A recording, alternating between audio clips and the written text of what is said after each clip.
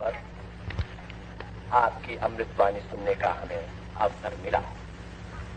कृष्ण की लकड़ी, कृष्ण की बांसुरी, कृष्ण की राधा, कृष्ण का रास और वहां से लेकर सुदर्शन चक्र तक हमें बहुत कुछ जानने का मौका मिला। आज एक नया स्वरूप कृष्ण का आपकी वाणी से, आपके मुख से सुनने के लिए हम सब उत्सुक हैं और अब हम चाहेंगे कि आप कृष्ण से संबंधित उनकी साधना, कृष्ण से संबंधित उनका दर्शन, कृष्ण से संबंधित उपासना पर अपने विचार हमारे सामने प्रस्तुत करें, ताकि हम कृष्ण के दूसरे स्वरूप को भी जान सकें। और आप सबके लिए एक और सूचना देना आवश्यक है कि सबसे बड़ा अगर कोई ग्रंथ जिसके द्वारा कि एक जीवन को एक नई दिशा मिलती है, एक नया मार्ग मिलता है, एक नया संकेत मिलता है, वो है गीता।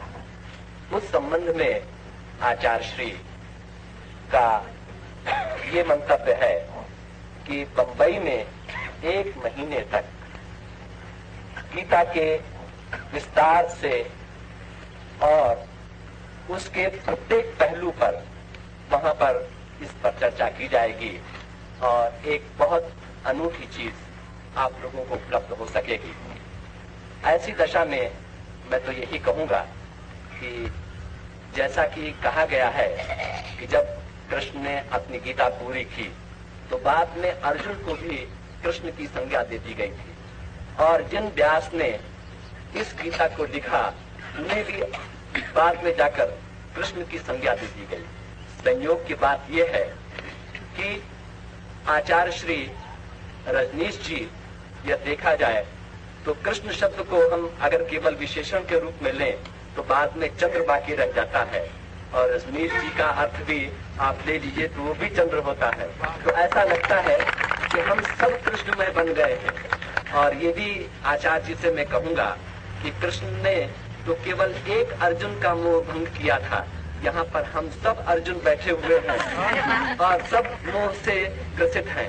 उन सब का मोह भंग करने के लिए यदि कोई अधिकारी व्यक्ति है तो वो चंद्र स्वरूप आचार्य श्री ही हैं। अब आचार्य श्री कृष्ण संबंधित साधना, उपासना, जीवन दर्शन पर प्रकाश डालेंगे।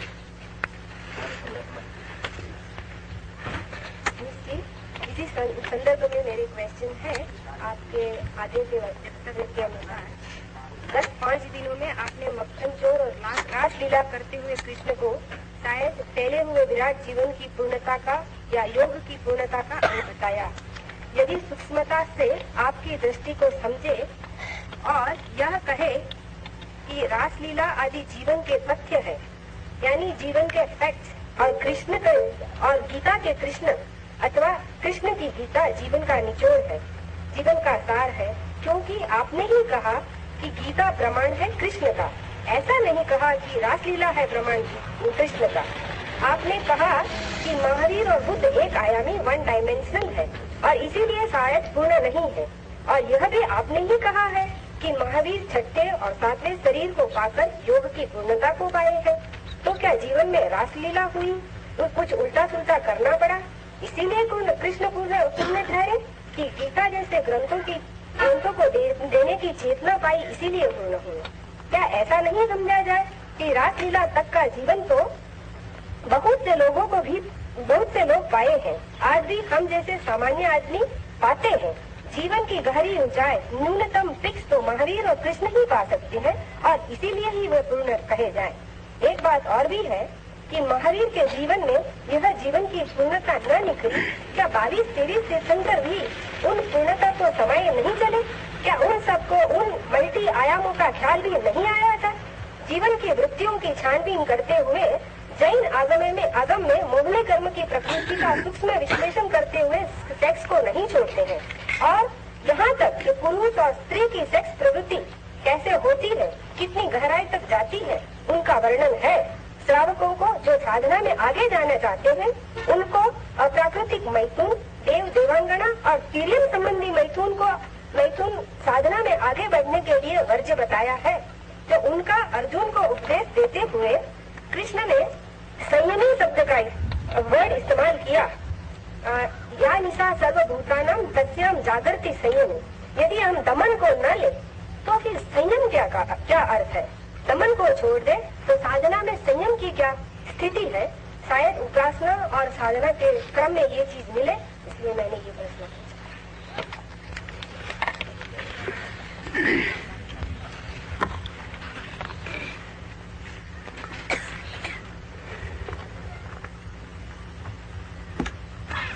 सबसे पहले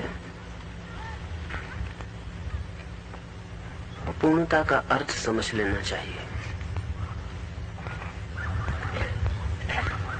पूर्णता भी एक आयामी और बहुआयामी हो सकती है। एक चित्रकार पूर्ण हो सकता है चित्रकला में, लेकिन इससे वो वैज्ञानिक की तरह पूर्ण नहीं हो जाता। एक वैज्ञानिक पूर्ण हो सकता है विज्ञान में, लेकिन इससे वो संगीतज्ञ की तरह पूर्ण नहीं हो जाता। तो पूर्णता का एक अर्थ तो वन डायमेंशनल है। इसलिए मैं महावीर, बुद्ध या जीसस को पूर्ण कहता हूं, एक आयामी अर्थों में। कृष्ण को बहुत दूसरे अर्थों में पूर्ण कहता हूं, बहुआयामी मल्टी डायमेंशनल अर्थों में। जीवन के जितने आयाम हैं, जीवन की जितनी दिशाएं हैं, उनमें से हम सारी दिशाओं का त्याग करके एक दिशा में पूर्ण हो, ये संभव है। इस तरह की पूर्णता भी परम सत्य तक ले जाती है। वो नदी भी सागर पहुंच जाती है जो एक ही धारा बना के बहती है। वो नदी भी सागर पहुंच जाती है जो हजार धाराओं में टूट के सागर की तरफ बहती है। सागर तक पहुंचने के लिए संबंध में कोई भेद नहीं है। महावीर भी सागर में पहुंच जाते हैं, बुद्ध भी और कृष्ण भी, लेकिन महावीर एक धारा की भांति पहुंचते हैं, कृष्ण अनंत धाराओं की भांति पहुंचते हैं। इसलिए कृष्ण की पूर्णता बहुआयामी है, वो एक आयामी नहीं है, मल्टी डायमेंशनल है। इससे कोई ये ना समझ ले कि महावीर वहां नहीं पहुंच पाते, साथ में शरीर के पार बिल्कुल पहुंच जाते हैं, लेकिन कृष्ण बहुत बहुत मार्गों से वहां पहुंचते हैं और बिना किसी जीवन के तत्व का निषेध किए पहुंचते हैं। महावीर या बुद्ध निषेध किए बिना नहीं पहुंचते। इसलिए महावीर और बुद्ध के जीवन में निषेध का, निगेशन का अनिवार्य तत्व है। कृष्ण के जीवन में निषेध का कोई तत्व नहीं है। कृष्ण का जीवन पूरी तरह पॉजिटिव, पूरी तरह विधायक है। महावीर को छोड़ के पहुंचते हैं, कृष्ण सबको आत्मसात करके पहुंचते हैं। इसलिए मैंने कृष्ण की पूर्णता को भिन्न कहा है। इससे कोई ऐसा न समझे कि महावीर अपूर्ण है। इससे इतना ही समझे कि उनकी पूर्णता एक आयामी है, कृष्ण की पूर्णता बहुआयामी है। और भविष्य के मनुष्य के लिए एक आयामी पूर्णता का बहुत अर्थ नहीं होगा।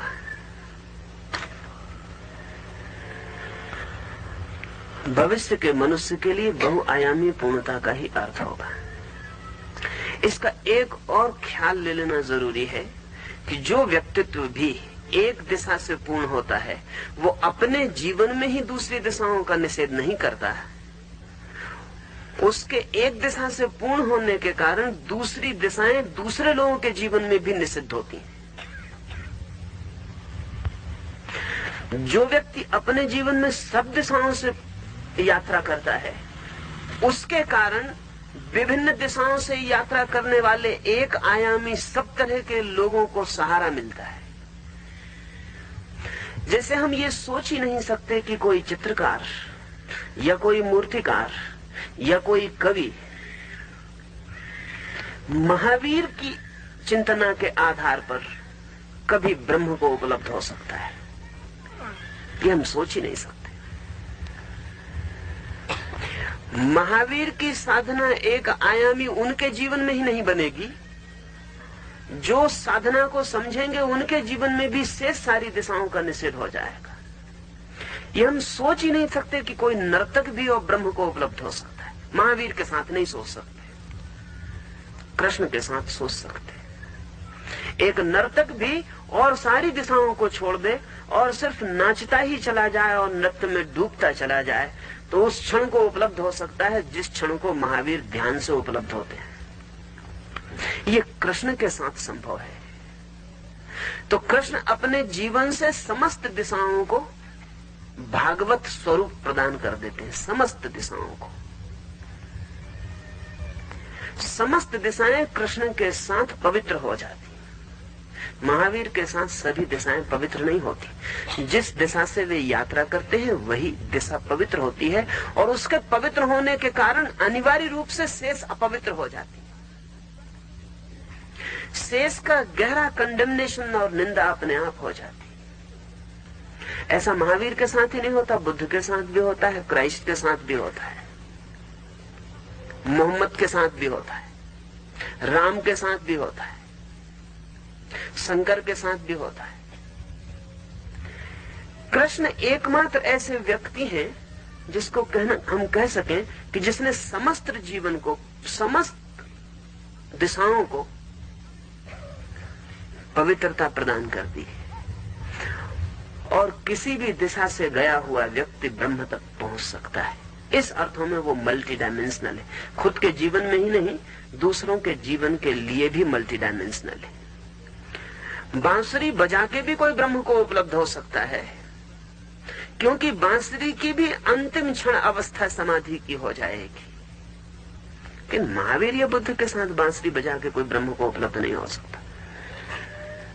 ऐसी कोई संभावना उनके व्यक्तित्व में नहीं है जो बांसुरी को भी इतनी गरिमा दे दे जितनी ध्यान और समाधि को है। इसका कोई उपाय नहीं। मीरा उपलब्धि के मार्ग पर नहीं हो सकती महावीर के हिसाब से, राग के ही मार्ग पर है। और राग कभी भी परमात्मा तक नहीं पहुंचा सकता। महावीर की दृष्टि में वैराग्य ही पहुंचाएगा। कृष्ण के साथ विरागी भी पहुंच जाता है, रागी भी पहुंच जाता है। इस अर्थों में मैंने कहा कि कृष्ण की पूर्णता का कोई मुकाबला नहीं है, कोई उपमा नहीं है। दूसरी बात पूछी गई है कि क्या 23 तीर्थंकर महावीर को भी छोड़ दें तो उनके पहले के 23 तीर्थंकर वो कोई भी पूर्णता को उपलब्ध नहीं हुए। वो सब पूर्णता को उपलब्ध हुए, लेकिन एक आयामी पूर्णता को ही उपलब्ध हुए। और एक आयामी पूर्णता के कारण ही जैन विचार बहुत व्यापक नहीं हो सका, हो नहीं सकता। महावीर को मरे 2500 वर्ष हो गए। आज भी जैनियों की संख्या 30-35 लाख से ज्यादा नहीं। थोड़ा सोचने जैसा है कि महावीर जैसी प्रतिभा का आदमी जिस विचार को मिला हो, अकेला नहीं, और पीछे 23 तीर्थंकरों का विराट दर्शन मिला हो, वो विचार 30-35 लाख लोगों तक पहुंचा। अगर महावीर के जमाने में 30-35 आदमी भी उनसे प्रभावित हो जाएं, तो इतने बच्चे पैदा हो जाएंगे। कारण क्या है? कारण है वन डायमेंशनल है, बहुआयामी नहीं है, बहुत दिशाओं को स्पर्श नहीं करता, एक ही दिशा को स्पर्श करता है। इसलिए बहुत विभिन्न तरह के लोगों को प्रभावित नहीं कर सकता। बहुत विभिन्न तरह के लोग उस आयाम में अपने को मौजूद नहीं पा सकते। फिर बड़े मजे की बात यह है कि ये जो 35 लाख जैन हैं, अगर इनकी तरफ भी हम ध्यान दें तो हम बहुत हैरानी में पड़ जाएंगे। ये भी महावीर के साथ इनमें से अनेक लोग वैसा व्यवहार कर रहे हैं जैसा व्यवहार कृष्ण के साथ तो उचित है, महावीर के साथ अनुचित है। महावीर के सामने आरती लेके घुमा रहे, कृष्ण के साथ चल सकता, महावीर के साथ नहीं चल सकता। महावीर की भी भक्ति चल रही। उसका मतलब यह है कि जैन घरों में जो पैदा हुए हैं उनका चित्त भी उस आयाम में नहीं बैठता है। वो बहुत थोड़े से लोगों का आयाम है। तो जैन घर में पैदा होने की वजह से आदमी जैन तो रहा चला जाएगा, लेकिन वो उस सब को सम्मिलित कर लेगा जो कि महावीर के आयाम का नहीं है। भक्ति आ गई है जैन में, उपासना आ गई है, प्रार्थना आ गई है, पूजा आ गई है, इनका कोई संबंध महावीर से नहीं। ये सब महावीर के साथ अनाचार है। महावीर के व्यक्तित्व में इनके लिए कोई गुंजाइश नहीं। लेकिन वो जो जैन है उसके व्यक्तित्व की तकलीफ है, उसके व्यक्तित्व में इसके बिना तृप्ति नहीं है, तो वो महावीर के साथ ये सब जोड़े चला जा रहा है। इसलिए और दूसरी बात आपसे कहूं कि वन डायमेंशनल जितने भी व्यक्तित्व हैं इनके साथ निरंतर अनाचार होगा। सिर्फ मल्टी डायमेंशनल व्यक्ति के साथ अनाचार आप नहीं कर सकते, क्योंकि आप कुछ भी करें उसके लिए वो राजी हो सकता है। कृष्ण के साथ 1000 तरह के लोग राजी हो सकते हैं, महावीर के साथ सिर्फ एक पर्टिकुलर टाइप राजी हो सकता है। इस वजह से मैंने कहा कि वो जो 24 तीर्थंकर हैं वो सब एक रूप है, एक ही यात्रा पर है, उन सब की एक ही दिशा है, एक ही उनकी साधना है। ऐसा नहीं है कि वो नहीं पहुंच जाते हैं, ये मैं नहीं कह रहा हूं, वो बिल्कुल पहुंच जाते हैं। अंतिम क्षणों में ऐसा नहीं है कि जो कृष्ण को मिलता है वो उन्हें नहीं मिलता, वो उन्हें मिल जाता है। 1000 धाराओं में नदी बह के सागर पहुंचे कि एक धारा में पहुंचे, से क्या फर्क पड़ता है? सागर में पहुंच के तो सब बात समाप्त हो जाती है। लेकिन एक धारा और एक मार्ग पर बहने वाली नदी सारी पृथ्वी को नहीं घेर सकती, ये समझना चाहिए। 1000 धाराओं में बहने वाली नदी सारी पृथ्वी को भी घेर सकती है। एक धारा में बहने वाली नदी के तट पर जो वृक्ष हैं उनको पानी मिल सकता है। 1000 धाराओं में बहने वाली नदी 1000 मार्गों पर जो वृक्ष हैं उनके जड़ों को पानी दे पाती है। वो फर्क है, उस फर्क को इंकार नहीं किया जा सकता। उतने फर्क को ध्यान में रखना जरूरी है। बहुआयामी से मैंने इतना ही कहना चाहा है।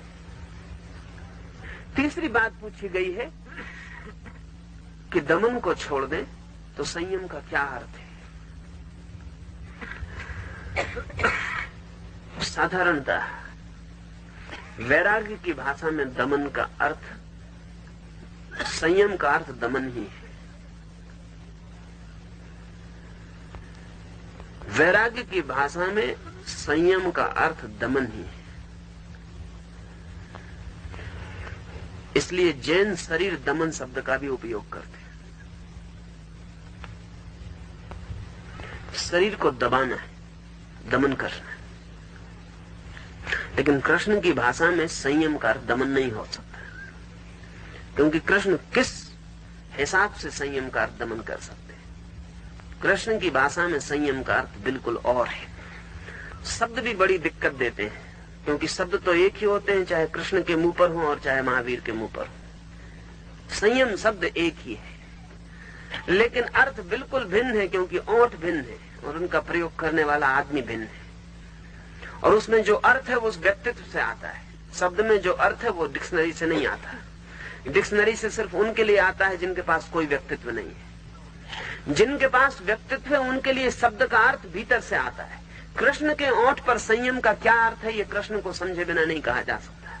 महावीर के ओंठ पर संयम का क्या अर्थ है ये महावीर को समझे बिना नहीं कहा जा सकता। संयम का अर्थ महावीर से निकलेगा या कृष्ण से निकलेगा। अब कृष्ण को देखते हुए कहा जा सकता है कि संयम का अर्थ दमन नहीं हो सकता, क्योंकि अगर दुनिया में कोई भी अदमित अनसप्रेस्ड आदमी हुआ है तो वो कृष्ण। तो संयम का क्या अर्थ होगा? ऐसे मेरी भी समझ में संयम का बहुत गहरा अर्थ दमन नहीं है। संयम शब्द बहुत अद्भुत है। संयम का मेरे लिए अर्थ है संतुलन, बैलेंस। संयम का मेरे लिए अर्थ है न इस तरफ न उस तरफ, बीच में, मध्य में। त्यागी असंयमी है त्याग की तरफ, भोगी असंयमी है भोग की तरफ। भोगी एक छोर छू रहा है, त्यागी दूसरा छोर छू रहा है। ये दो एक्सट्रीम है। संयम का अर्थ है अनति, एक्सट्रीम नहीं, बीच में। कृष्ण के ओंठों पर संयम का अर्थ है मध्य में। न त्याग न भोग, या त्यागपूर्ण भोग या भोगपूर्ण त्याग, यही अर्थ हो सकता है संयम का कृष्ण के ओंठों पर। त्यागपूर्ण भोग या भोगपूर्ण त्याग, या न त्याग न भोग, संयम का ऐसा अर्थ होगा। जो कहीं भी झुकता नहीं अति पर, वो व्यक्तित्व संयमित है। एक आदमी धन के पीछे पागल है, बस इकट्ठा किया जाता है, तिजोरी भरे चला जाता है, ये असंयमी है। धन इसका साध्य हो गया, अति हो गई इसके जीवन की। एक दूसरा आदमी धन से पीठ करके भागता है, लौट के नहीं देखता, भागते ही चला जाता है और सदा डरा हुआ है कि कहीं धन न मिल जाए। ये भी असंयमी है। इसके लिए धन का त्याग वैसे ही साध्य बन गया जैसे किसी के लिए धन का इकट्ठा करना साध्य था। संयमी कौन है? कृष्ण के अर्थों में जनक जैसा आदमी संयमी है। अनति संयम है, नॉन एक्सट्रीमिटी संयम है, मध्य में होना संयम है। भूखा मरना संयम नहीं है, ज्यादा खा लेना संयम नहीं है, सम्यक आहार संयम है। उपवास संयम नहीं है, भूख की तरफ असंयम है। ज्यादा खा लेना संयम नहीं है, भोग की तरफ असंयम है। सम्यक आहार, जितना जरूरी है बस उतना ही, न ज्यादा न कम, संयम है। कृष्ण के ओंठों पर संयम का अर्थ बैलेंस है, संतुलन है, संगीत है। जरा ही यहां वहां हटे कि कुआं और खाई है। अब दो तरफ आदमी हट सकता है, राग की तरफ हट सकता है, विराग की तरफ हट सकता है। घड़ी का पेंडुलम हमने देखा है, वो बाएं से हटता है तो सीधा दाएं जाता है, बीच में रुकता नहीं। दाएं से हटता है तो सीधा बाएं जाता है, बीच में रुकता नहीं। और एक और बहुत मजे की बात है जो घड़ी के पेंडुलम से समझ लेनी चाहिए कि जब घड़ी का पेंडुलम बाएं तरफ जाता है तो हमें दिखता है बाएं तरफ जा रहा है, लेकिन बाएं तरफ जाते समय पूरी समय दाएं तरफ जाने का मोमेंटम इकट्ठा करता है। जब घड़ी का पेंडुलम बाईं तरफ जा रहा है तब वो दाएं तरफ जाने की शक्ति इकट्ठी कर रहा है। बाएं तरफ जाते हुए दाएं तरफ जाने की शक्ति इकट्ठी होती है, दाएं तरफ जाते हुए बाएं तरफ जाने की शक्ति इकट्ठी होती है। जो अनशन कर रहा है वो ज्यादा खाने की तैयारी कर रहा है, जो ज्यादा खा रहा है वो अनशन की तैयारी कर रहा है। जो राग में डूब रहा है वो विराग की तैयारी कर रहा है, जो विराग की तरफ दौड़ रहा है वो राग की तरफ दौड़ेगा। दोनों अतियां सदा जुड़ी होती। सिर्फ वो पेंडुलम न जो बाएं जा रहा न दाएं जा रहा, बीच में खड़ा हो गया, वो कहीं भी जाने की तैयारी नहीं कर रहा है। न वो बाएं जाने की तैयारी कर रहा, न वो जाएं जाने की तैयारी कर रहा। और ये जो मध्य में खड़ा हो गया पेंडुलम है, ये संयम का प्रतीक है। असंयम लेफ्टिस्ट या राइटिस्ट दो तरह का होता है। संयम का अर्थ है मध्य। कृष्ण के ओंठों पर यह अर्थ है, कृष्ण के ओंठों पर दूसरा अर्थ नहीं हो सकता। इस अर्थ को हम अगर वास्तविक जीवन में समझने जाएंगे तो क्या होगा? इसे वास्तविक जीवन में समझने जाएंगे, वस्तुतः जीवन की गहराई में, तो इसके दो अर्थ होंगे। ऐसा व्यक्ति न तो त्यागी कहा जा सकता, न भोगी कहा जा सकता, या दोनों कहा जा सकता है। पर ऐसा व्यक्ति दोनों एक साथ होगा। उसके भोग में त्याग होगा, उसके त्याग में भोग होगा। इस संयम के अर्थ से त्यागवादी कोई परंपरा राजी न होगी। त्यागवादी परंपरा के लिए संयम का अर्थ विराग होगा, असंयम का अर्थ राग होगा। जो राग को छोड़ता और विराग की तरफ जाता वो संयमी है। कृष्ण त्यागवादी नहीं है और कृष्ण भोगवादी भी नहीं है।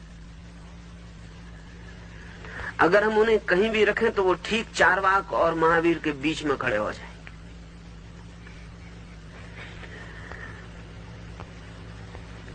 वे भोग में चारवाक से पीछे न होंगे और त्याग में महावीर से पीछे न होंगे। इसलिए अगर चार्वाक और महावीर का कोई मिक्सचर बन सकता हो, अगर इन दोनों का कोई सम्मिलन बन सकता हो तो वो कृष्ण है। इसलिए कृष्ण के ओंठों पर सारे शब्दों के अर्थ भिन्न होंगे, शब्द वही है, अर्थ भिन्न हो जाएंगे, उनके व्यक्तित्व से अर्थ निकलेगा।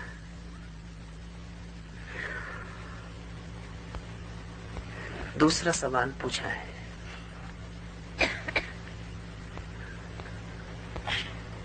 कृष्ण की उपासना साधना क्या है? कृष्ण के व्यक्तित्व में साधना जैसा कुछ भी नहीं, हो नहीं सकता। साधना में जो मौलिक तत्व है वो प्रयास है, एफर्ट है। बिना प्रयास के साधना नहीं हो सकती। दूसरा जो अनिवार्य तत्व है वो अस्मिता है, अहंकार है। बिना मैं के साधना नहीं हो सकती। करेगा कौन?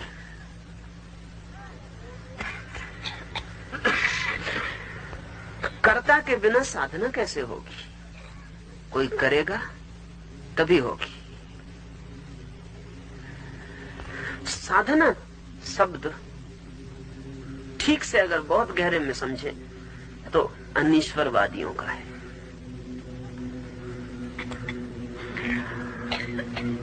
साधना शब्द जिनके लिए कोई परमात्मा नहीं है, आत्मा ही है, साधना शब्द उनका है। आत्मा साधेगी और पाएगी। उपासना शब्द बिल्कुल उल्टे लोगों का है। आमतौर से हम दोनों को एक साथ चलाए जाते हैं। उपासना शब्द उनका है जो कहते हैं आत्मा नहीं परमात्मा है, सिर्फ उसके पास जाना है, साधना कुछ भी नहीं। उपासना का मतलब है पास जाना, पास बैठना, उपआसन, निकट होते जाना, निकट होते जाना। और निकट होने का अर्थ है खुद मिटते जाना, और कोई अर्थ नहीं। हम उससे उतने ही दूर हैं जितने हम हैं। जीवन के परम सत्य से हमारी दूरी, हमारा डिस्टेंस उतना ही है जितने हम हैं। जितना हमारा होना है, जितना हमारा मैं है, जितना हमारा ईगो है, जितनी हमारी आत्मा है, उतने ही हम दूर हैं। जितने हम खोते हैं और विगलित होते हैं, पिघलते हैं और बहते हैं, उतने ही हम पास होते हैं। जिस दिन हम बिल्कुल नहीं रह जाते, उस दिन उपासना पूरी हो जाती है और हम परमात्मा हो जाते हैं। जैसे बर्फ पानी बन रहा हो, बस उपासना ऐसी है कि बर्फ पिघल रहा है, पिघल रहा है। साधना क्या कर रहा है बर्फ? साधना करेगा तो और सख्त होता चला जाएगा, क्योंकि साधना का मतलब होगा कि बर्फ अपने को बचाए। साधना का मतलब होगा कि बर्फ अपने को सख्त करे। साधना का मतलब होगा कि बर्फ और क्रिस्टलाइज्ड हो जाए। साधना का मतलब होगा कि बर्फ और आत्मवान बने। साधना का मतलब होगा कि बर्फ अपने को बचाए और खोए ना। साधना का अर्थ अंततः आत्मा हो सकता है, उपासना का अर्थ अंततः परमात्मा है। इसलिए जो लोग साधना से जाएंगे उनकी आखिरी मंजिल आत्मा पर रुक जाएगी। उसके आगे की बात वो न कर सकेंगे। वो कहेंगे अंततः हमने अपने को पा लिया। उपासक कहेगा अंततः हमने अपने को खो दिया। ये दोनों बातें बड़ी उल्टी हैं। बर्फ की तरह पिघलेगा उपासक और पानी की तरह खो जाएगा। साधक तो मजबूत होता चला जाएगा। इसलिए कृष्ण के जीवन में साधना का कोई तत्व नहीं, साधना का कोई अर्थ ही नहीं। अर्थ है तो उपासना का है। उपासना की यात्रा ही उल्टी है। उपासना का मतलब ही यह है कि हमने अपने को पा लिया, यही भूल है। हम हैं, यही गलती है।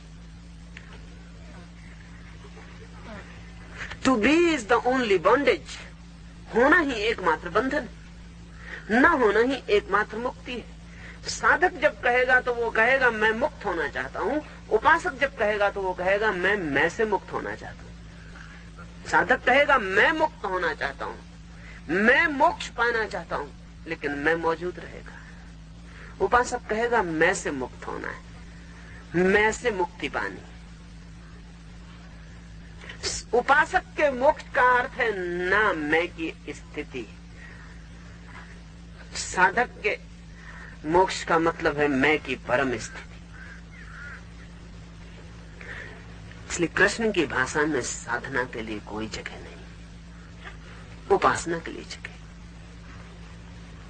अब ये उपासना क्या है, इसे हम थोड़ा समझें। पहली तो बात समझ लें कि उपासना साधना नहीं है, इससे समझने में आसानी बनेगी, अन्यथा भ्रांति निरंतर होती रहती है।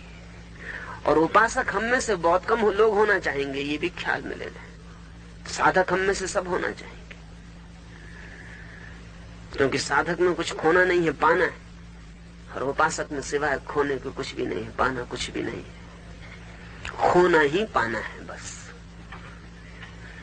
उपासक कौन होना चाहेगा? इसलिए कृष्ण को मानने वाले भी साधक हो जाते।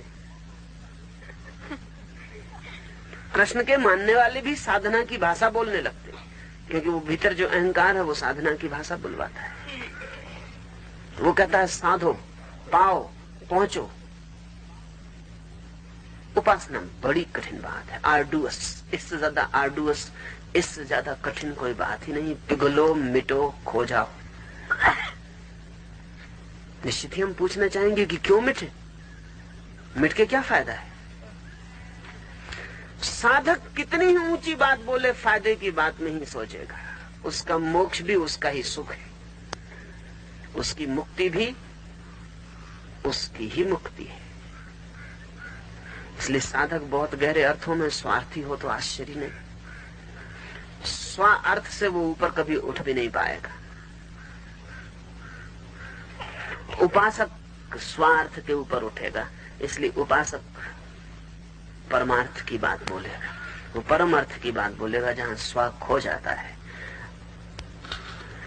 इस उपासना का क्या अर्थ होगा और ये उपासना की क्या गति होगी और क्या यात्रा होगी, बड़ी कठिन होगी समझनी ये बात। इसलिए पहले ही आपको कह देता हूं कि साधना शब्द को बिल्कुल ही हटा दें, उसकी जगह ही नहीं, फिर हम उपासना को समझने चले। जैसा मैंने कहा, उपासना का अर्थ है निकट आना, टू बी नियर। तो दूरी क्या है, डिस्टेंस क्या है? एक तो दूरी है जो हमें दिखाई पड़ती है, फिजिकल स्पेस है। आप वहां बैठे, मैं यहां हूं, हम दोनों के बीच एक फासला है, एक डिस्टेंस है। मैं आपके पास आ जाऊं, आप मेरे पास आ जाएं, भौतिक दूरी समाप्त हो जाएगी। हम बिल्कुल पास पास हाथ में हाथ लेकर, गले में गले डालकर बैठ जाएं, दूरी खत्म हुई। लेकिन दो आदमी गले में हाथ डाले हुए भी कोसों दूर पर हो सकते हैं। एक इनर स्पेस है, एक भीतरी दूरी है, जिसका फिजिकल दूरी से कुछ भी संबंध नहीं है। और दो आदमी कोसों दूर होके भी बड़े निकट हो सकते हैं, और दो आदमी गले में हाथ डाल के दूर हो सकते हैं। तो एक तो दूरी है जो हमसे बाहर है, और एक दूरी है जो मन की है और हमारे भीतर है।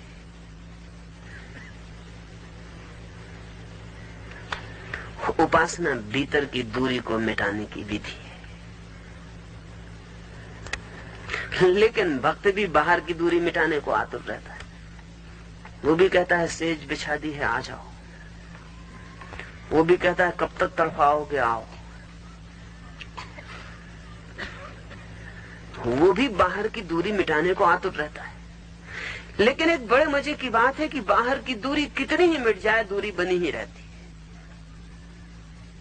हम कितने ही पास आ जाएं, बाहर से हम पास आते ही नहीं। पास आना बिल्कुल ही आंतरिक घटना है।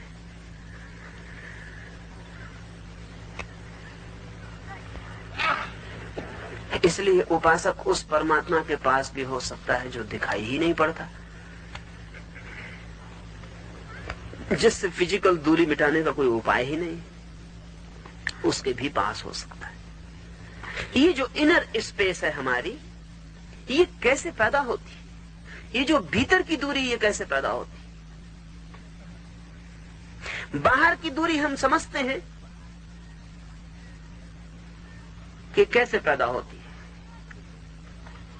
अगर मैं आपसे दूर चलने लगूं, आपसे हटने लगूं, आपकी तरफ पींछ कर लूं और भागने लगूं तो बाहर की दूरी पैदा हो जाती है। आपकी तरफ मुंह करने लगूं और आपकी तरफ चलने लगूं आपकी दिशा में तो बाहर की दूरी कम हो जाती है। भीतर की दूरी कैसे पैदा होती? भीतर की दूरी चलने से पैदा नहीं होती, क्योंकि भीतर तो चलने की कोई जगह नहीं है। भीतर की दूरी होने से पैदा होती है। कितना सख्त मैं हूं उतनी ही भीतर की दूरी होती है, और कितना तरल मैं हूं उतनी ही भीतर की दूरी टूट जाती है। और अगर मैं बिल्कुल तरल हो जाऊं कि मैं भीतर कह सकूं कि मैं हूं ही नहीं, शून्य हो गया, तो भीतर की दूरी समाप्त हो जाती है। उपासना का अर्थ शून्य होना है। उपासना का अर्थ ना कुछ होना है, नथिंगनेस, नॉन बीइंग। मैं नहीं हूं इस सत्य को जान लेना उपासक हो जाना है। मैं हूं इस तथ्य को जोर से पकड़े रहना परमात्मा से दूर होते जाना है। मैं हूं ये घोषणा ही हमारी दूरी है। रूमी ने एक गीत लिखा है, एक प्रेमी अपनी प्रेयसी के द्वार को खटखटाता है। सूफियों का गीत है जो कि उपासना को जानते हैं। शायद पृथ्वी पर उपासना को जानने वाले थोड़े ही लोग हैं, वे सूफी हैं। कृष्ण को अगर कोई ठीक से समझ सकता है तो सूफी ही समझ सकते हैं। ऐसे वे मुसलमान फकीर हैं, लेकिन इससे क्या बनता बिगड़ता। सूफी गीत है जलालुद्दीन रूमी का कि प्रेमी ने द्वार खटखटाया है प्रेयसी का, भीतर से आवाज आई, कौन हो? तो प्रेमी ने कहा, मैं हूं, पहचानी नहीं। फिर भीतर से कोई आवाज नहीं आती। फिर प्रेमी द्वार खटखटाया चला जाता है और कहता है, मेरी आवाज नहीं पहचानती, मैं हूं। तब भीतर से बड़ी मुश्किल से इतनी भर आवाज आती है कि जब तक तुम हो तब तक प्रेम के द्वार नहीं खुल सकते। कब खुले हैं मैं के लिए प्रेम के द्वार? तो जाओ, उस दिन आना जिस दिन मैं न रह जाऊं। प्रेमी वापस लौट जाता है। वर्ष आते हैं जाते हैं, वर्षा और धूप और चांद और सूरज, वर्षों के बाद वो वापस लौटता है। वो द्वार पे दस्तक देता है। भीतर से फिर वही सवाल कि कौन हो? लेकिन अब वो प्रेमी कहता है, अब तो तू ही है। तो रूमी की कविता यहां पूरी हो जाती है। वो कहता द्वार खुल जाते, लेकिन मैं मानता हूं कि रूमी उपासना को पूरा नहीं समझ पाया। कृष्ण तक नहीं पहुंच पाई रूमी की समझ। गया थोड़ी दूर, रुक गया। अगर मैं इस कविता को लिखूं तो मैं कहूंगा कि फिर वो प्रेयसी भीतर से कहती है कि जब तक तू भी है तब तक मैं होगा ही, छिपा होगा कहीं, क्योंकि तू का बोध मैं के बिना नहीं होता। चाहे कोई मैं कहता हो और न कहता हो, जब तक तू है तब तक मैं मौजूद होगा ही, छिपा होगा, अप्रकट होगा, अंधेरे में दब गया होगा, मन के किसी कोने कातर में बैठ गया होगा, लेकिन होगा ही। क्योंकि कौन कहेगा तू? तू को कहने के लिए मैं होना ही चाहिए। ये सिर्फ तराजू बदल लिया, पहलू बदल लिए, बात कुछ हुई नहीं, बात कुछ बनी नहीं। तो मैं अगर इस कविता को लिखूं तो कहूंगा कि फिर वो कह देती है कि जब तक तू है तब तक मैं कैसे मिट सकता है। अभी तू मैं को खो के आया, अब तू को भी खो गया। ऊबर के संदर्भ में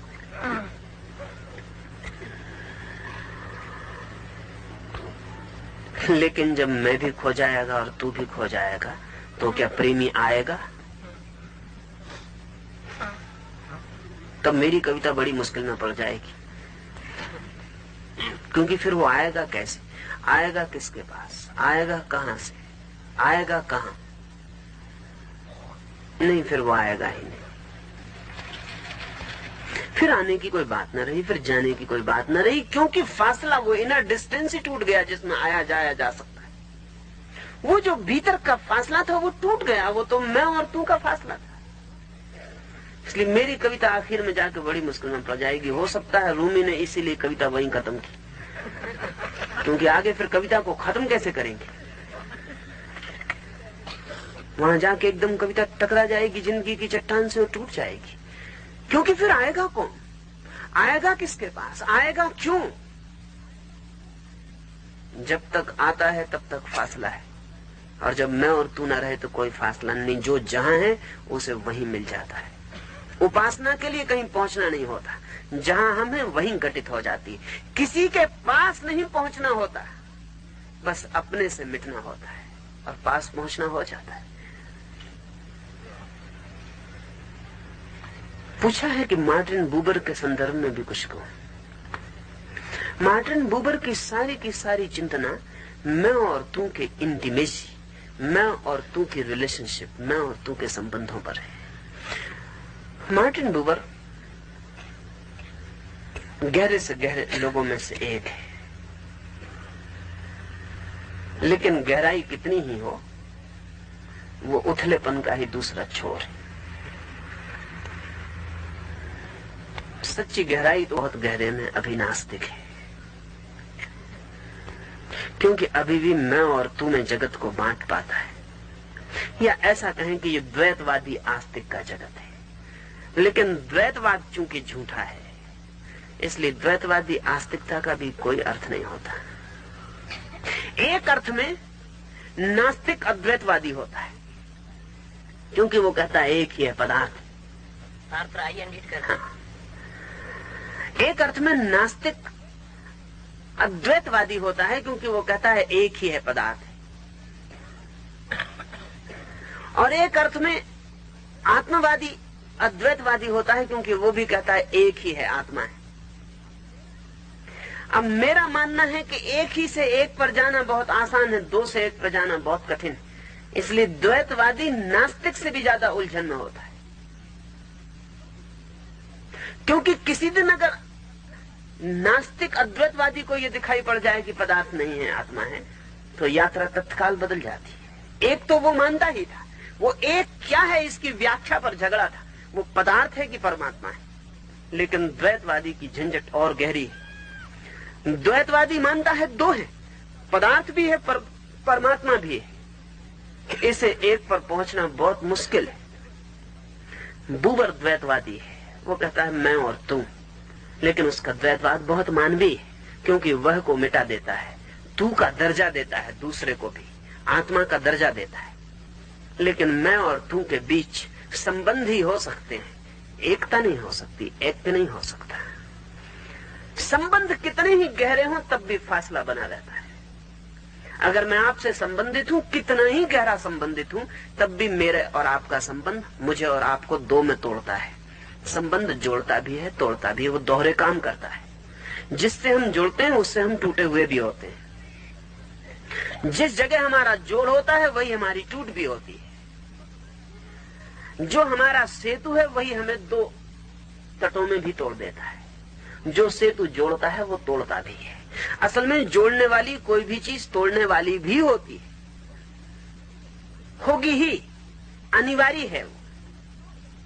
इसलिए दो कभी एक नहीं हो पाते। कितने ही गहरे संबंध हो, संबंध कभी भी एक नहीं हो पाते। इसलिए गहरे से गहरा संबंध भी दो बनाए रखता है। प्रेम का कितना ही गहरा संबंध हो, उसमें दो नहीं मिटते, और जब तक दो नहीं मिटते तब तक प्रेम तृप्त नहीं हो सकता। इसलिए सब प्रेम अतृप्त होते हैं। दो तरह की अतृप्तियां हैं प्रेम की। प्रेमी न मिले तो, और मिल जाए तो। प्रेमी न मिले तो ये अतृप्ति होती है कि जिससे मिलना चाहा था वो नहीं मिला, और प्रेमी मिल जाए तो ये अतृप्ति होती है कि जिससे मिलना चाहा था वो मिल तो गया, लेकिन मिलना कहाँ हो पा रहा है। फासला खड़ा ही, दूरी बनी ही, पास आ गए हैं बहुत, लेकिन कहाँ दूरी मिटती है। इसलिए कई बार जिसको अपना प्रेमी नहीं मिलता वो भी उतना दुखी नहीं होता जितना दुखी वो हो जाता है जिसे उसका प्रेमी मिल जाता है। क्योंकि जिसको नहीं मिलता उसे एक आशा तो रहती है कि कभी मिल सकता है। इसकी वो आशा भी टूट जाती है कि अब क्या होगा। मिल तो गया लेकिन मिलना नहीं हो पा रहा है। असल में कोई मिलन नहीं बन सकता, क्योंकि मिलन में संबंध ही है, और संबंध दो बनाए रखता है। इसलिए मार्टिन बूबर मैं और तू के गहरे संबंधों की बात करता है, जो बड़ी मानवीय है। और इस जगत में जो कि निरंतर पदार्थवादी होता चला गया है, मार्टिन बूबर की बात भी बड़ी धार्मिक मालूम होती है, लेकिन मुझे मालूम नहीं होती। मैं तो कहूंगा ये बात धार्मिक नहीं है, सिर्फ समझौता है। ये मैं और तू के बीच अगर एकता न हो सके तो कम से कम संबंधी हो। प्रेम और उपासना में यही फर्क है। प्रेम संबंध है, उपासना असंबंध है।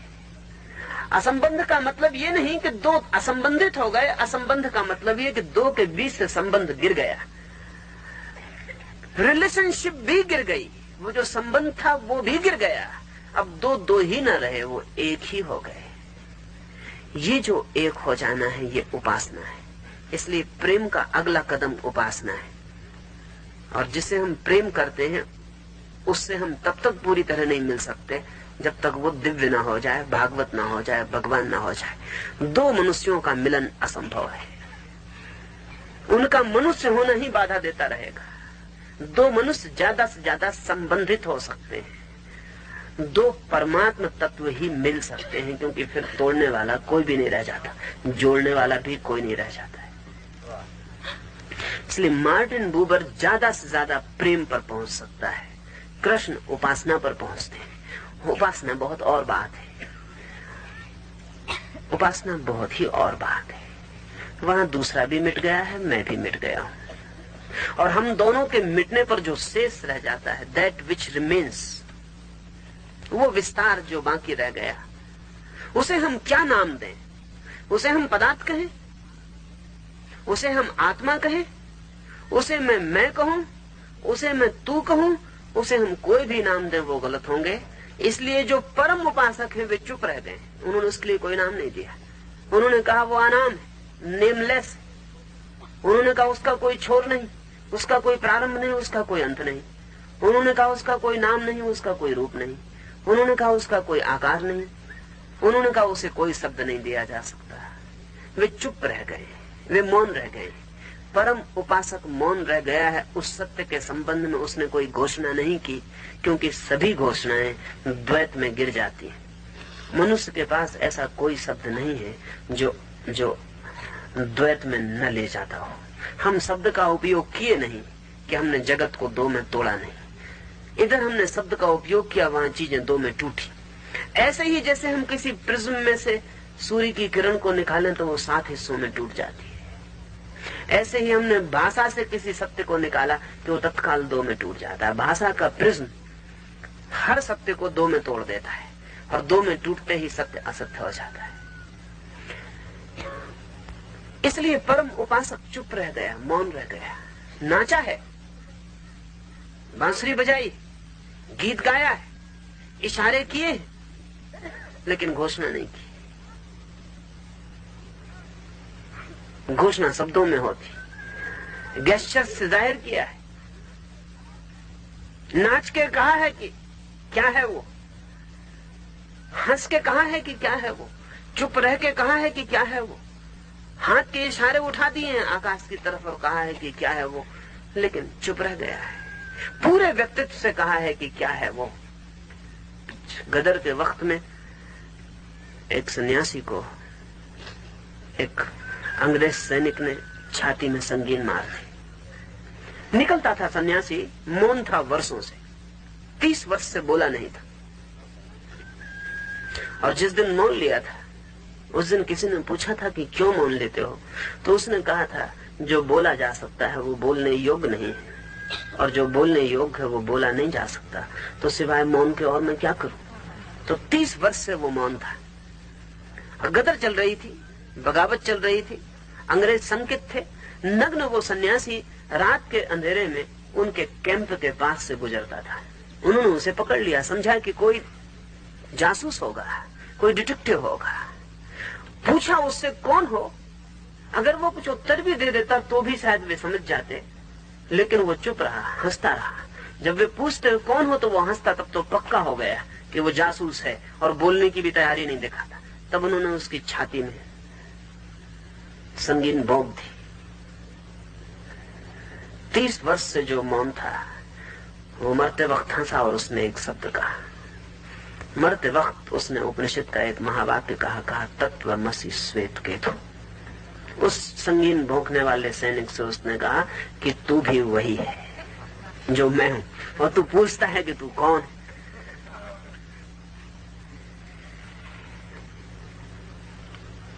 इशारे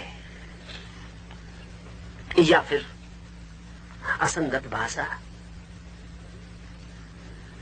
कबीर की भाषा को लोगों ने संध्या भाषा कहा है। संध्या भाषा का मतलब यह है कि न पक्का पता चले कि दिन है कि रात। बात ऐसी हो कि पक्का पता न चले कि हाँ है कि ना। पक्का पता न चले कि तुम स्वीकार करते हो कि अस्वीकार, तुम आस्तिक हो कि नास्तिक, तुम मानते हो कि नहीं मानते हो। जिस भाषा में कुछ पक्का पता न चले उस भाषा को संध्या भाषा कहा है। इसलिए कबीर की भाषा का अभी भी अर्थ तय नहीं हो पाता, कृष्ण की भाषा का भी नहीं हो सकता। जिन्होंने भी सत्य को कहा है उनकी भाषा संध्या भाषा हो गई, क्योंकि वे दोनों को साथ साथ कहेंगे, हाँ और ना को, या दोनों को साथ साथ इंकार कर देंगे, और हमारी भाषा में कोई तर्क व्यवस्था में वे नहीं बैठ पाएंगे। इसलिए मौन रह गए वे लोग जिन्होंने जाना उसे जहां मैं और तू दोनों खो जाते हैं। अच्छा आचार्य श्री, यहाँ पर सार्त्र जो कहता है एक्सिस्टेंस प्रायर एसेंस, तो आप एसेंस को ही एक्सिस्टेंस का वो मानते हैं कि दोनों का एक समन्वय आप करते हैं? और इधर साधना शिविर में आने वाले लोग भी गड़बड़ में पड़ गए कि उपासना शिविर में आए हैं या साधना शिविर में। गड़बड़ में डालना मेरा काम है।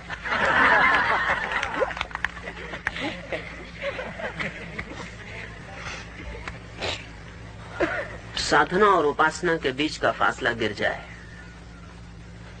तो शिविर का मतलब समझ में आ गया। शास्त्र या और अस्तित्ववादी ऐसा मानते हैं एग्जिस्टेंस प्रीसीड्स एसेंस। बड़ी अजीब बात है, क्योंकि दुनिया में ऐसा मुश्किल से कभी माना गया है। इससे उल्टी बात सदा मानी जाती रही। दुनिया के जितने तत्व चिंतन हैं उन सबका मानना है एसेंस प्रीसीड्स एग्जिस्टेंस। इसे समझ लें।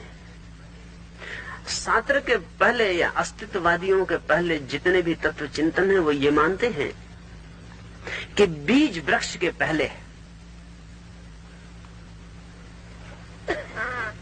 स्वभावतः। शास्त्र कहता है वृक्ष बीज के पहले। सारा चिंतन साधारणता कहेगा कि अस्तित्व के पहले आत्मा है, तभी तो अस्तित्व हो सकेगा। शास्त्र कहता है अस्तित्व पहले है फिर आत्मा है, क्योंकि अस्तित्व ही न होगा तो आत्मा कैसे गठित होगी। कृष्ण के संदर्भ में क्या मतलब होगा? असल में आदमी के तत्व चिंतन की सारी लड़ाइयां बड़ी बचकानी, बहुत चाइल्डिश। वे सारी लड़ाइयां तत्व चिंतन की जो मनुष्य जाति ने अब तक बड़े से बड़े दार्शनिकों के द्वारा की हैं, वे बच्चों के छोटे से सवाल में समाहित हो जाती हैं कि मुर्गी पहले होती है कि अंडा। बड़े से बड़ा तत्व चिंतन, बड़े से बड़ी फिलोसफी इस छोटे से मुद्दे पर लड़ती रही है। जो जानते हैं वे कहेंगे कि मुर्गा और अंडी दो नहीं है, इसलिए कौन पहले ये सिर्फ ना समझ पूछ सकता और बड़ा ना समझ उत्तर दे सकता। अगर हम ठीक से समझें तो अंडे का मतलब क्या होता है? अंडे का मतलब क्या होता है? अंडे का मतलब कुल छिपी हुई मुर्गी होता है। मुर्गी का क्या मतलब होता है? छिपा हुआ अंडा होता है। अंडा और मुर्गी दो चीजें अगर होती तो कौन प्रसिद्ध करता है? ये सवाल सार्थक था। कौन पहले है? ये सार्थक था सवाल अगर अंडा और मुर्गा दो चीजें होते। अंडा और मुर्गा एक ही चीज है, या एक ही चीज को हमारे देखने के दो ढंग, या एक ही चीज के दो क्षणों में दिखाई पड़ने की स्थितियां हैं, लेकिन दो चीजें नहीं है। अंडा और मुर्गी एक ही चीज की दो फेज है, एक ही चीज के प्रकट होने के दो ढंग हैं। बीज और वृक्ष दो चीजें नहीं है, जन्म और मृत्यु दो चीजें नहीं है। एक ही चीज के होने के दो ढंग हैं। या हो सकता है कि हम पूरी तरह देख नहीं पाते, इसलिए हम दो में तोड़ के देखते हैं। दृष्टि हमारे पास छोटी है। जैसे समझ लें कि एक बड़ा कमरा हो, एक बड़ा भवन हो, एक छोटा सा छेद हो, और उस छेद में मैं आंख गड़ाए देखता हूं, पूरा कमरा दिखाई नहीं पड़ता। छेद से कुछ पहले मुझे एक कुर्सी दिखाई पड़ती, फिर मैं आंख को घुमाता हूं, फिर मुझे दूसरी कुर्सी दिखाई पड़ती, फिर मैं आंख को और घुमाता हूं, मुझे तीसरी कुर्सी दिखाई पड़ती। मैं पूछ सकता हूं कि इन तीनों कुर्सियों में पहले कौन है, लेकिन कमरे के भीतर जाके मैं क्या कहूंगा, कौन पहले? सब साइमल्टेनियस है, वो तीनों कुर्सियां एक साथ है। लेकिन जिस छेद से मैंने देखा था वहां पहले एक कुर्सी दिखाई पड़ी, फिर दूसरी कुर्सी दिखाई पड़ी, फिर तीसरी कुर्सी दिखाई पड़ी। पहले कौन था? कमरे के भीतर जाके मैं पूछूंगा कि पहले कौन है, मैं कहूंगा तीनों कुर्सियां साथ है। एक लेबोरेटरी है ऑक्सफोर्ड यूनिवर्सिटी में जिसने अभी इस सदी के श्रेष्ठतम खोजें की हैं। मैं मानता हूं कि भविष्य के लिए सबसे बड़ा काम उस प्रयोगशाला में हो रहा है। उस प्रयोगशाला का नाम है दिलावार लेबोरेटरी। एक बड़ी चमत्कारपूर्ण घटना जो घटी है वो ये है कि एक कली का फोटोग्राफ लेते वक्त कली का फोटो नहीं आया, फूल का फोटो आ गया। बहुत सेंसिटिव फिल्म से अब तक जो सबसे ज्यादा संवेदनशील फिल्म बन सकी है, उस फिल्म के सामने कली रखने से गुलाब की थी तो कली, फोटो आ गया गुलाब के फूल का। बड़ी कठिनाई हो गई क्योंकि अभी कली फूल हुई नहीं, होगी तो बड़ी मुश्किल की बात हो गई। जो कली अभी फूल हुई नहीं है उसका फोटो कैसे आ गया? या तो किसी बहुत रहस्यपूर्ण जगत में वो फूल अभी भी हो चुकी है, सिर्फ हमें दिखाई नहीं पड़ रही, और कैमरा उसे देख पाया जो हम नहीं देख पाए। शायद कैमरा कमरे के भीतर जाकर देख पाया जहां कली और फूल साइमल्टेनियस है। हमारी आंख कमरे के बाहर से देखती थी जहां पहले कली है फिर फूल है, लेकिन शायद कोई भूल हो गई हो। शायद इस कैमरे की फिल्म पहले ही एक्सपोज हो गई हो। हजार बातें हैं, किसी फूल का फोटो पहले आ गया हो, कुछ भूल चूक हो गई हो, कुछ केमिकल गड़बड़ हो गई हो, तो प्रतीक्षा करनी पड़ेगी जब तक वो कली फूल ना बन जाए।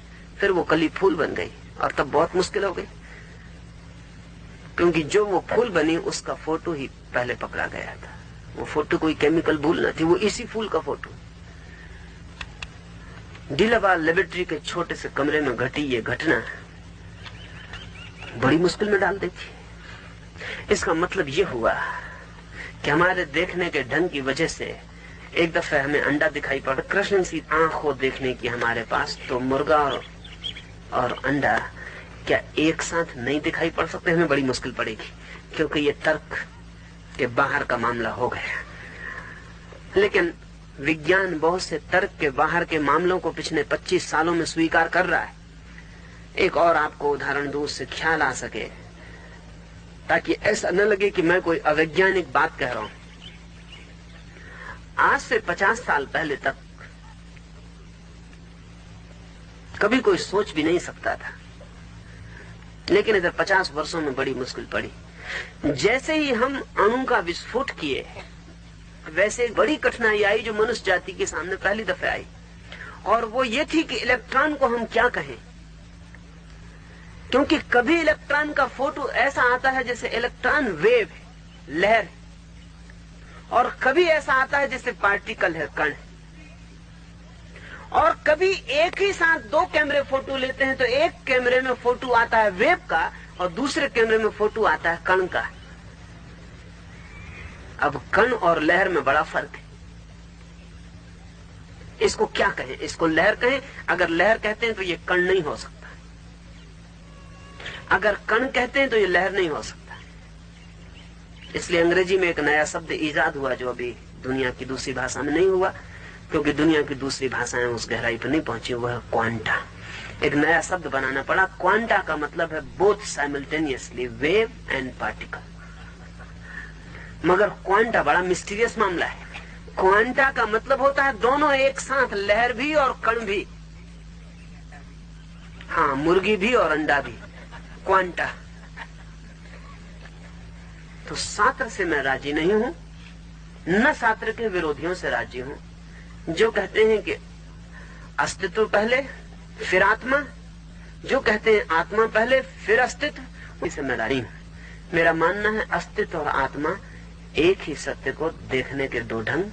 हमारी कमजोर नजर की वजह से हम दो में तोड़ के देखते हैं। अस्तित्व ही आत्मा है। Essence is existence, existence is essence.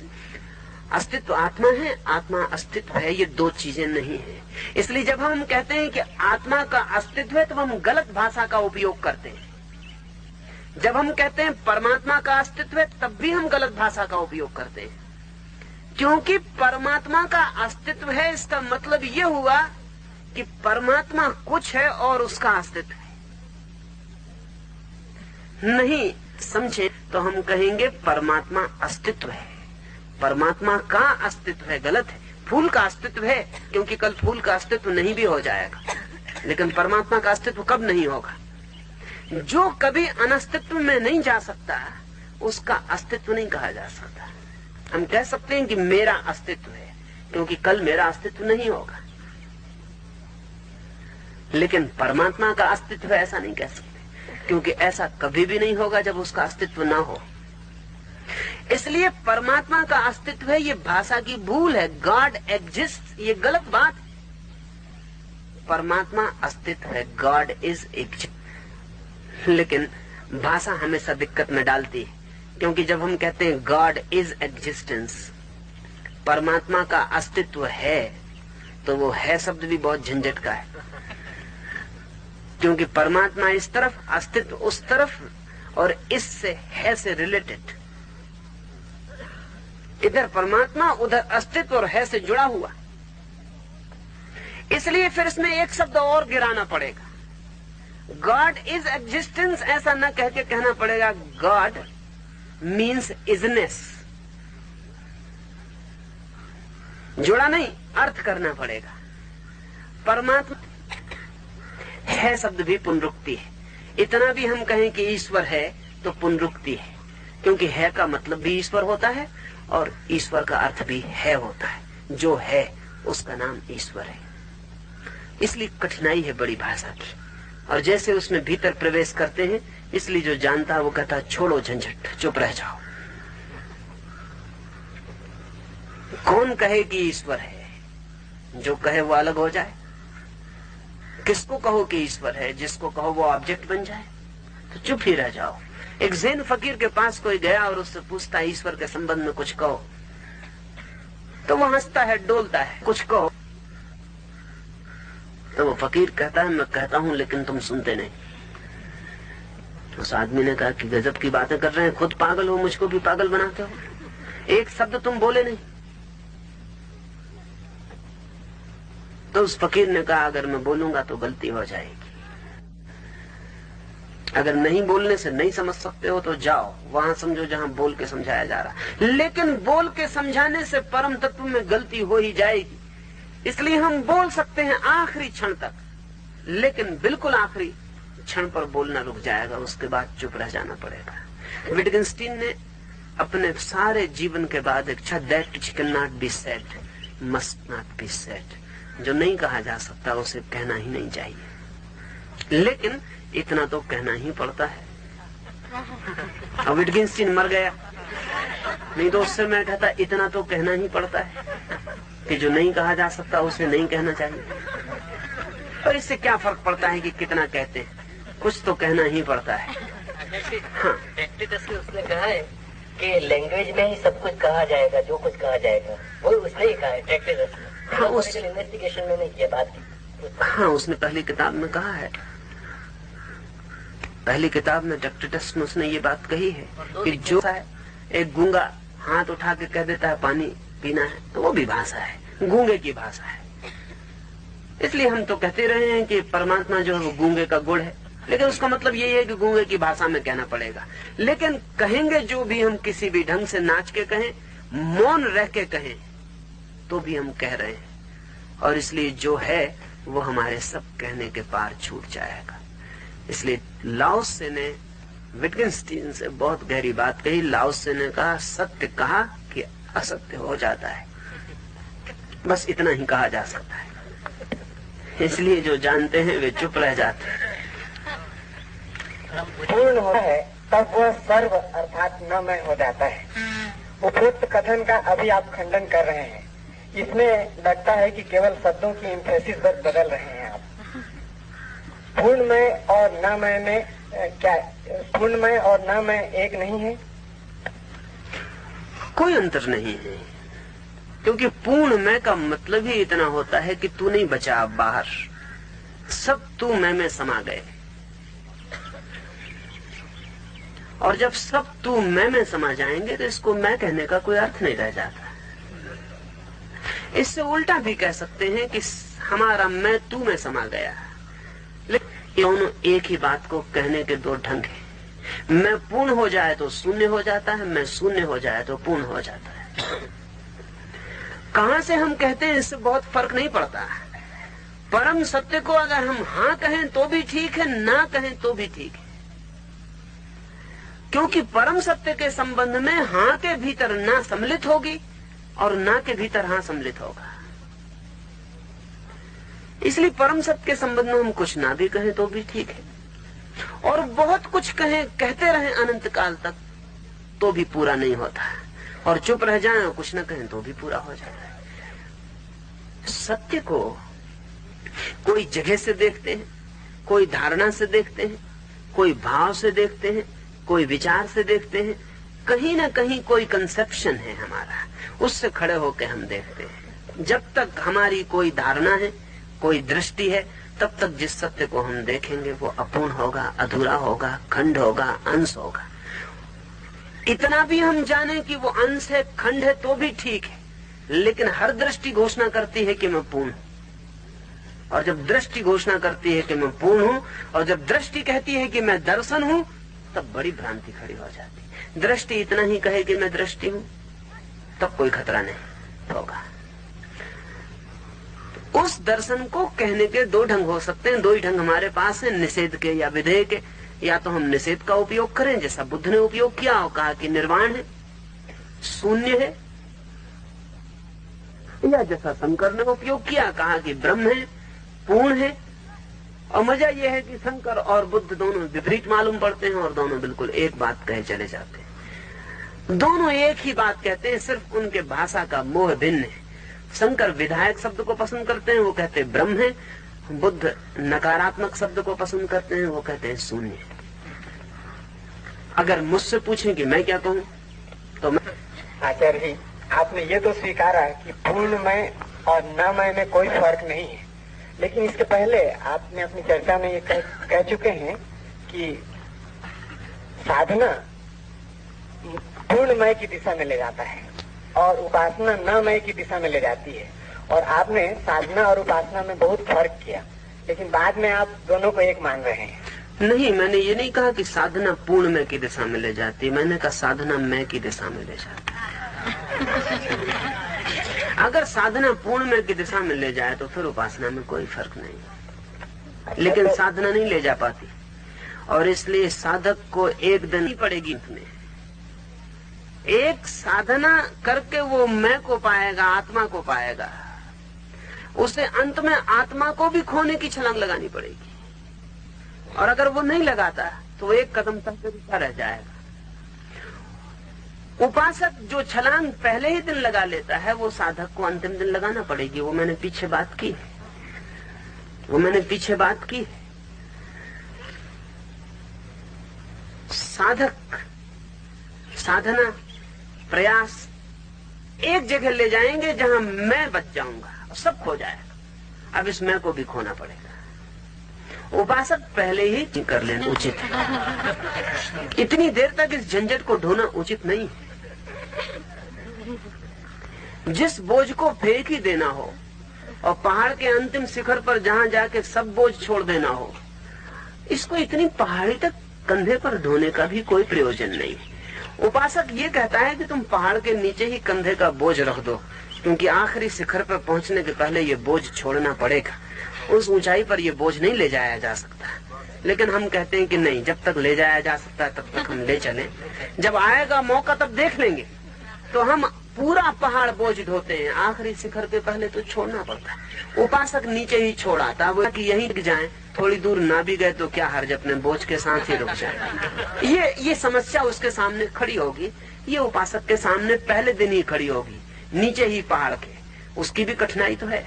कठिनाई ये है कि साधक बोझ को ले जाता दिखाई पड़ेगा और उसको लगेगा कि कुछ लोग तो लिए चले जा रहे हैं और मुझे यहीं छोड़ना पड़ रहा है। कहीं ऐसा ना हो कि ये शिखर पे सांथ लिए पहुंच जाए और मैं गरीब यहीं छोड़ जाऊं और आखिर में पता चले कि ये तो पहुंच गए बोझ के साथ और मैं खाली हाथ पहुंच गया। इसलिए साधक की कठिनाई अंत में है, उपासक की कठिनाई प्रथम है। अब नहीं कहा जा सकता टाइप है दुनिया में, किसी को अच्छा लग सकता। ध्यान और साधना ही है, तो कृपया मुझे बताएं कि ध्यान व उपासना में क्या फर्क है, और आपके धर्म चक्र प्रवर्तन का केंद्रीय सूत्र ध्यान और साधना है कि उपासना है? मेरे लिए कोई फर्क नहीं है, मेरे लिए कोई भी फर्क नहीं है। मेरे लिए शब्दों से कोई भी फर्क नहीं पड़ता,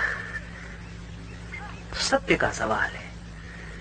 मैं ध्यान में भी उसी सत्य को कहता हूँ, उसी सत्य को प्रार्थना में भी कह देता हूँ, उसी सत्य को साधना में भी कहता हूँ, उसी सत्य को उपासना में भी कह देता हूँ। मेरे लिए फर्क नहीं पड़ता। उपासना के लिए राजी होंगे, उनका एम्फेटिक शब्द उपासना होगा। मेरे लिए कोई झंझट नहीं है, मेरे लिए कोई कठिनाई नहीं है। इसलिए बहुत बार ऐसा लगेगा कि कल मैंने जो कहा आज उससे उल्टा कह रहा हूं। मैं बिल्कुल मजे से कह सकता हूं, तो मुझे कोई अंतर नहीं पड़ता। अभी कृष्ण पे बोल रहा हूं इसलिए उपासना की बात कर रहा हूं, पिछले वर्ष महावीर पे बोल रहा था इसलिए साधना की बात कर रहा था। अगले वर्ष क्राइस्ट पर बोलूंगा तो कुछ और बात करूंगा। मेरे लिए जो जैसा सत्य दिखाई पड़ता है, उस सत्य के दिखाई पड़ने में अब मेरे लिए कोई फर्क नहीं रह गया कि कौन के लिए क्या फर्क है। लेकिन जब आप कृष्ण को महावीर नाचने को राजी ना होंगे, कृष्ण महावीर की तरह आंख बंद करके वृक्ष के नीचे नग्न खड़े होने को राजी ना होंगे, मेरे लिए दिक्कत नहीं है, मेरे लिए कठिनाई नहीं। इसलिए जब आप महावीर को समझने की मुझसे बात करेंगे तो मैं न कह सकूंगा कि महावीर नाचते, ये मैं कैसे कह सकूंगा, ये महावीर के साथ अन्याय हो जाएगा। आप कृष्ण को समझ रहे हैं तो मैं न कह सकूंगा कि कृष्ण आंख बंद करके वृक्ष के नीचे ध्यान करते, ये मैं न कह सकूंगा। वृक्ष के नीचे कृष्ण ने सदा नाच किया, ध्यान कभी नहीं किया। कृष्ण ने कभी ध्यान ही किया है इसका भी कोई खबर नहीं है। महावीर कभी नाचे साधना के पहले भी। टाइप, ये टाइप का फर्क है, महावीर और कृष्ण के टाइप का फर्क है। महावीर बिना साधना किए पहुंचेंगे ही नहीं। असल में महावीर राजी भी ना होंगे, ये भी समझ लेना चाहिए। अगर महावीर को कोई कहे कि बिना साधना के ये रखा रखाया मिलता है तो महावीर कहेंगे क्षमा करें, ऐसा हम ना लेंगे, क्योंकि जिसको अर्जित नहीं किया उसको ले लेना चोरी। महावीर कहेंगे कि जिसको अर्जित नहीं किया, जिसके लिए साधा नहीं, उपाय नहीं किया, उसे ले लेना चोरी, हम न लेंगे। अगर महावीर को मोक्ष कोई दान में मिलता हो, ऐसा रास्ते के किनारे पड़ा हुआ मिलता हो, तो महावीर को जैसा मैं समझता हूँ वो उसे ठुकरा के आगे चले जाएंगे, वो कहेंगे ऐसा हम न लेंगे। ये टाइप का फर्क है, ये व्यक्तित्व भेद है। इसमें ऊंचे नीचे की बात नहीं कर रहा हूं, ये व्यक्तियों के भेद है। ये कृष्ण और महावीर दो तरह के बड़े गहरे व्यक्तित्वों का भेद है। महावीर के लिए वही सार्थक है जो मिलता है, खोज से उगाड़ा जाता है, श्रम से पाया जाता है। इसलिए महावीर का नाम ही श्रमण हो गया और महावीर की पूरी परंपरा का नाम श्रमण परंपरा हो गया।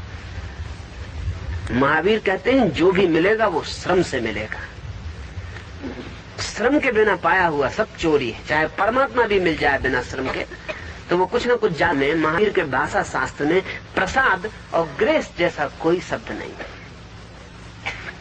प्रयास, श्रम, पुरुषार्थ, साधना, संघर्ष ऐसे शब्द होंगे। इसलिए महावीर की पूरी परंपरा श्रमण परंपरा है। हिंदुस्तान में दो परंपराएं हैं, श्रमण और ब्राह्मण। ब्राह्मण परंपरा का अर्थ है जो मानते हैं ब्रह्म हम है ही, होना नहीं। श्रम परंपरा का अर्थ है कि ब्रह्म हमें होना है, हम है नहीं। और दो तरह के ही लोग हैं, और मैं मानता हूं कि ब्राह्मण तरह के लोग बड़े न्यून हैं। ब्राह्मण भी नहीं, जिनको मुश्किल। साधारण मन कहता है पाना ही होगा, श्रम करना ही होगा, कुछ किए बिना कैसे मिलेगा। हमारा सब गणित कहता है साधन के बिना साध्य नहीं, श्रम के बिना उपलब्धि नहीं, प्रयास के बिना पहुंचना कैसा है। इसलिए ब्राह्मण तो कभी कभी 2, 4, 10 सदियों में एक आध आदमी होता है, बाकी सब श्रमण है, चाहे वो अपने को जैन और श्रमण मानते हो कि न मानते हो। इसलिए बुद्ध और महावीर के बड़े भेद होते हुए भी दोनों की परंपरा को श्रमण नाम मिल गया, दोनों की परंपरा को, क्योंकि बुद्ध का भी आग्रह बिना पाए नहीं मिलेगा, खोजना पड़ेगा। कृष्ण उसमें बहुत कठिनाई नहीं है। ये दो तरह के सोचने के ढंग, दो तरह के व्यक्तित्व, दो तरह की चित्त, उनकी यात्रा है। फिर भी एक अंतिम बात पूछूं, कृष्ण अपने पिछले जन्मों में कभी न कभी तो अपूर्ण और अज्ञानी रहे ही होंगे। अपूर्ण और अज्ञानी तो महावीर भी किसी जन्म में नहीं रहे हैं, सिर्फ पता उनको इस जन्म में चला, और कृष्ण को सदा से पता है। अपूर्ण और अज्ञानी तो आप भी नहीं हो, अपूर्ण और अज्ञानी तो कोई भी नहीं। यहाँ सब आदमी सोए हुए, सूरज निकला हुआ है, एक आदमी जागा हुआ है। ये जो आदमी जागा हुआ है और ये जो आदमी सोए हुए हैं, इन दोनों के लिए सूरज निकला हुआ है। सूरज के निकलने में कोई फर्क नहीं। एक आदमी जागा हुआ, उसे पता है कि सूरज निकला है, बाकी सोए हैं उन्हें पता नहीं कि सूरज नहीं निकला है। जब वे जागेंगे वे कहेंगे कि अरे अब सूरज निकला। नहीं, उचित यही होगा कि वो कहें कि सूरज तो निकला था, हम अब जागे। अपूर्ण अज्ञानी न महावीर है, न कृष्ण, न आप हो। लेकिन कृष्ण अपने को किसी भी तल पर कभी भी ये भी जान लिया जाता है कि ये होना उनका सदा से था, सिर्फ पता अब चला। और क्या फर्क पड़ता है कि किसी को 2 जन्म पहले चला और 2 जन्म बाद चला। हमको बहुत दिक्कत मालूम होती है, किसी को 10 जन्म पहले चला और किसी को 10 जन्म बाद चला, क्योंकि हम टाइम में जीते हैं। हमारा सारा सवाल ये कि कौन पहले कौन पीछे। लेकिन जगत में समय का न कोई प्रारंभ है न कोई अंत है। इसमें आगे और पीछे का क्या मतलब है? आगे और पीछे का तभी तक मतलब है जब तक अंत और आदि को हम मानते हो। अगर समय का कोई प्रारंभ ही नहीं है तो मुझसे 2 दिन पहले जिसे ज्ञान मिला उसे मुझसे ये बाद और पहले तभी सार्थक हो सकते हैं जब आगे पीछे खंबे लगे हों कि वहां समय खत्म हो जाता है, वहां समय शुरू होता है।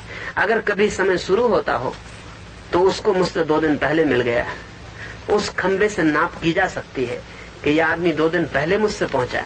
आगे के खंबे से नाप की जा सकती है कि मैं 2 दिन बाद पहुंचा। लेकिन अगर पीछे कोई प्रारंभ ना हो और आगे कोई अंत ना हो तो कौन पहले पहुंचा और कौन पीछे पहुंचा?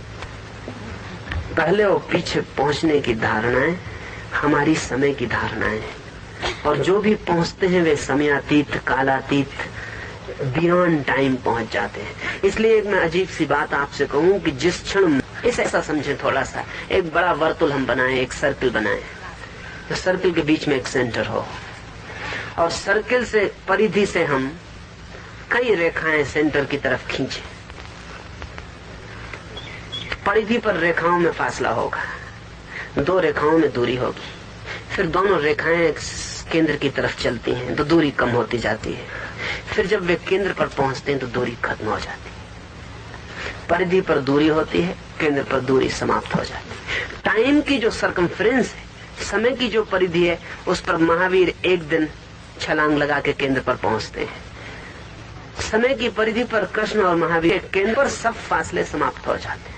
लेकिन ये जरा कठिन है, ये ख्याल में लेना कठिन है, क्योंकि हम परिधि पर जीते हैं और हमें सेंटर का कोई पता नहीं। इसे ऐसा भी समझ लें, एक बैलगाड़ी का चाक चलता है तो चाक चलता है लेकिन कील खड़ी रहती है। और बड़े मजे की बात तो यह है कि खड़ी हुई कील पर ही चाक चलता है। चलता उसके आधार पर है जो नहीं चलती। चाक कई मील चल जाएगा और चाक कहेगा कि 10 मील की यात्रा की, और कील से पूछेंगे कि कील तूने कितनी यात्रा की, कील कहेगी मैं कुछ चली ही नहीं, और चाक कहेगा मैं 10 मील चला। और कील और चाक एक ही साथ जुड़े, तो चाक जो कील से जुड़ा है 10 मील चल गया, और कील जो चाक से जुड़ी है बिल्कुल नहीं चली। ये दोनों बातें एक साथ कैसे हो सकती? एक साथ हो जाती है। हम रोज गाड़ी में देखते हैं, ये इसलिए हो जाती है कि कील सेंटर पर है और चाक परिधि पर है। कील सेंटर पर है और चाक परिधि पर है। परिधि पर इतिहास है, समय, और कील पर सत्य है, ब्रह्म है। महावीर और कृष्ण एक ही क्षण वहां पहुंचते हैं, और जब वे वहां पहुंचते हैं तो ऐसा पता नहीं चलता कि कौन पहले पहुंचा और कौन पीछे पहुंचा। तो कल और थोड़ी बात करेंगे, कुछ और पहलुओं से तो ख्याल में आ सकता है। आचार्य जी, मुझे एक प्रार्थना करनी है। वो प्रार्थना ये है कि समय बहुत कम बचा है, इसलिए आप सायंकाल स्वतंत्र प्रवचन दें। प्रश्नोत्तर केवल प्रातः काल हो प्रवचन पर। 5 भागों में आप गीता में जो कुछ भी हमारे लिए उपादेय और हितकर माने, वो 5 प्रवचनों में बांटकर आप स्वतंत्र दे दें।